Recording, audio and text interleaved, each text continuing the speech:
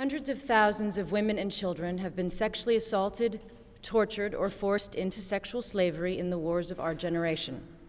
Time and again, the world has failed to prevent this abuse or to hold attackers accountable. Rape has been treated as something that simply happens in war. Perpetrators have learned that they can get away with it, and victims have been denied justice. But wartime rape is not inevitable. This violence can be prevented, and it must be confronted. There are many individuals and NGOs who have worked tirelessly to address these crimes for years, but the international political will has been sorely lacking. I have heard survivors of rape from Bosnia to the DRC say that they feel that the world simply does not care about them. And who could blame them? For too long, they have been the forgotten victims of war, responsible for none of the harm, but bearing the worst of the pain. But today, I believe their voices have been heard, and that we finally have some hope to offer them.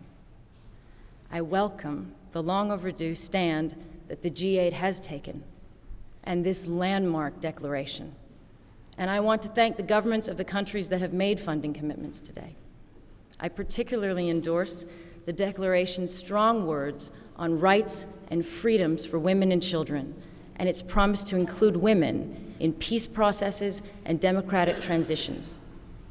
I welcome the recognition of male victims of sexual violence and the practical action promised to help to lift the stigma from survivors and provide rehabilitation, particularly for children. There is no choice between peace and justice. Peace requires justice.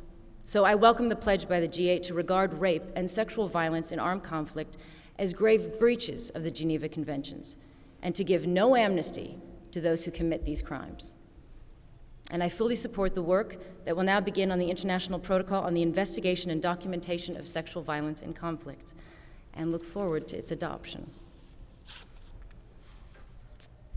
Foreign ministers, millions of people have been waiting for the commitments you have just made, and they will be watching to see them implemented. You have promised to work together to raise awareness of sexual violence and to bring down the barriers to justice. And this significance cannot be understated. It is also very encouraging, if I may say, to see men in leadership speaking out against rape. And I hope many others will follow your example. I pay tribute to Zainab Begura for her courageous, wonderful work. And I want to thank William Hague for his leadership.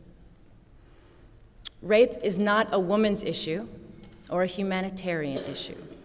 It is a global issue, and it belongs here at the top table of international decision-making, where he has put it.